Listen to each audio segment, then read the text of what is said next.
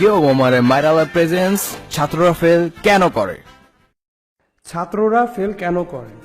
বছরে শুক্রবার 52 দিন, বাকি থাকলো 313 দিন। শীত, গ্রীষ্ম ও বর্ষার ছুটি 50 দিন, বাকি থাকলো 263 দিন। 8 ঘন্টা প্রতিদিন ঘুমালে হয় 122 দিন, বাকি থাকলো 141 দিন। 1 ঘন্টা প্রতিদিন খেলা করলে হয় 15 দিন, বাকি থাকলো 126 দিন। 2 ঘন্টা প্রতিদিন খাওয়া দাওয়া পিছিয়ে চলে যায়, মানে 30 দিন, বাকি থাকলো 96 দিন। 1 ঘন্টা সবার সাথে কথা বলতে চলে যায়, বাকি থাকলো 96 - 15 = 81 দিন। বছরে পরীক্ষা হয় 35 দিন, বাকি থাকলো 46 দিন।